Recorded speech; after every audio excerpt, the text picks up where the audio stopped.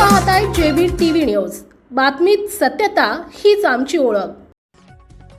कापूस व मका सीसीआय खरेदी केंद्राची मर्यादा वाढवा। धुळे जिल्ह्यातील कापूस व मका सीसीआय खरेदी केंद्राची मर्यादा वाढवावी यासाठी जिल्हाधिकारी कार्यालयाबाहेर क्रांतिकारी शेतकरी संघटनेच्या वतीने जोरदार निदर्शने करण्यात आली।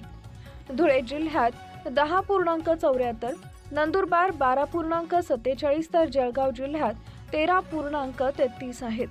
धुळे जिल्ह्यात मोठ्या प्रमाणात कापूस आणि मका पीक घेण्यात येत असतो, यामुळे या सीसीआय खरेदी केंद्राची मर्यादा वाढवण्यात यावी अशी मागणी शेतकऱ्यांसह क्रांतिकारी शेतकरी संघटनेच्या वतीने जिल्हा अधिकाऱ्यांना करण्यात आली आहे। यावेळी जिल्हाधिकारी कार्यालयाबाहेर शेतकऱ्यांच्या वतीने जोरदार निदर्शने करण्यात आली। प्रतिनिधी परीक्षित परदेशी, धुळे।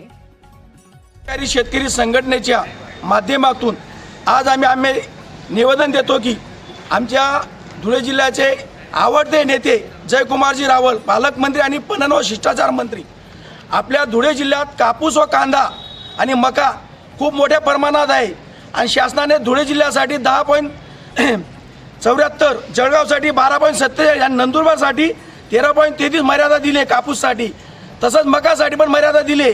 आणि एकीकडे कंपन्या म्हणतात मका उत्पादक की हेक्टरी 100 क्विंटल मका पिकतो।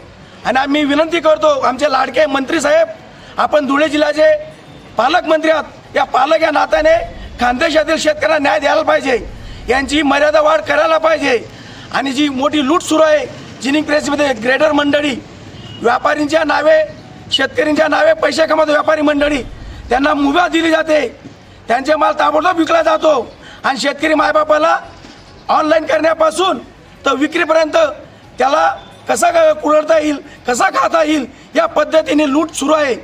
याला आपण मंत्री महोदय साहेब आणि राज्याचे कृषी मंत्री साहेब आणि महाराष्ट्राचे मुख्यमंत्री साहेब थोडं आमच्या धुळे जिल्ह्यावर कांद्याच्या प्रश्नावर बोला। आज जी राजकीय दबावगिरीशाही सुरू आहे संपूर्ण महाराष्ट्रात, ते चित्र खानदेशमध्ये सुरू आहे।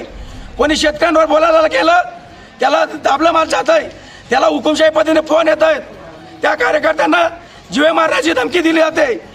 याला सर्वस्वी जबाबदार आपण सत्ताधारी आहोत, कारण सत्ताधारी मंडळीच्या जीवावर तुटपुंजे, रेती माफिया, रोड माफिया हे दादागिरी काढतात।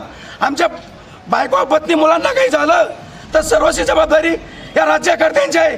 आम्ही याच्यातून सांगू इच्छितो, जेव्हा आम्ही आवाज उठवतो आमच्या बायका मुलं वर आम्हाला धमक्या दिल्या जातात, याची पण चौकशी करा। वंदे मातरम।